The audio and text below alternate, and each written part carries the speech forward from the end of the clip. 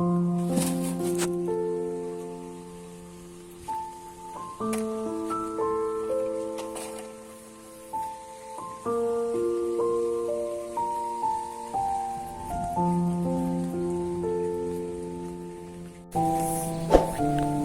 ketemu lagi di channel Nemo Story.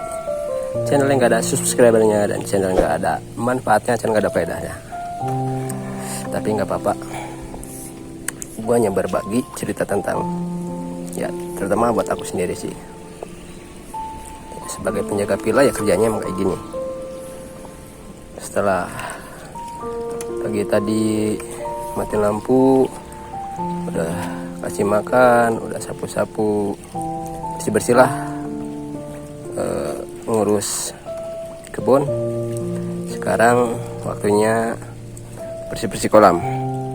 Sebenarnya kolamnya udah bersih, cuma ini kebetulan karena malamnya itu habis hujan, terus banyak apa ya, kalau bahasa Sunda itu silaru, kalau bahasa Jawa itu laron, atau kalau bahasa Indonesia nggak tahu apa dah ya. Itu kayak model rayap tapi bisa terbang, nempel semua di kolam tuh, masuk kolam.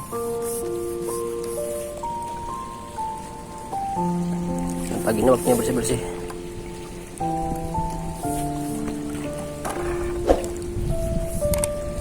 Tuh, banyak banget tuh, kelihatan mungkin, kalau nggak kelihatan ya maaf. HP-nya HP kentang, gak fokus. Kalau dibilang maksa ya mungkin saya nge-vlog maksa atau nge-vlog atau apa ya kalau kayak gini ya. Untuk dunia YouTube sebenarnya saya kurang paham atau kurang memahami, tapi ya coba ikut-ikutan lah, ya boleh disebut ya emang ikut-ikutan kayak orang-orang itu nge-vlog dia kerja atau ngendari motor atau jalan-jalan sambil ngerekam keadaan sekitar.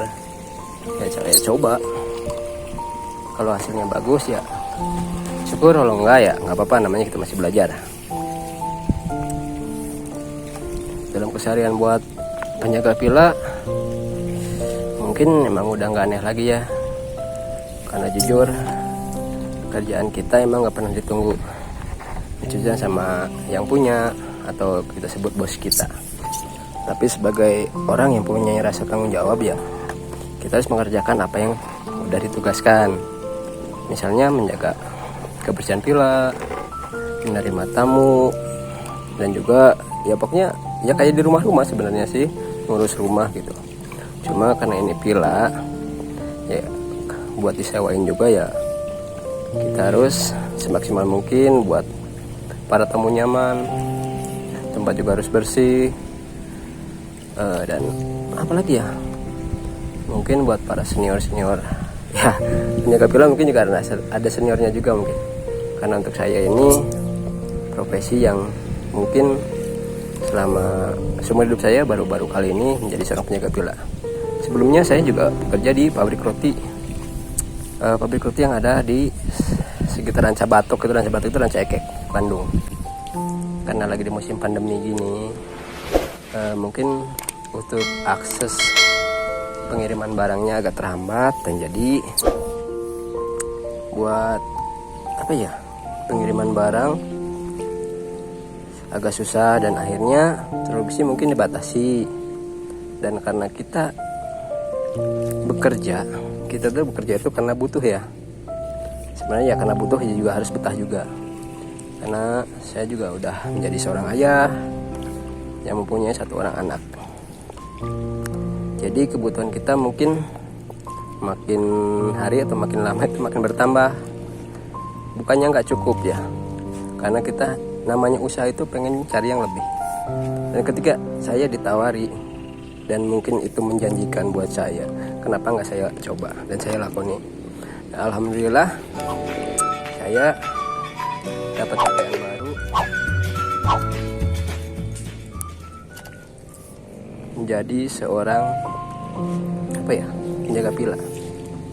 Dan alhamdulillah juga saya itu punya bos, dia itu baik banget, semua kebutuhan kita dijamin.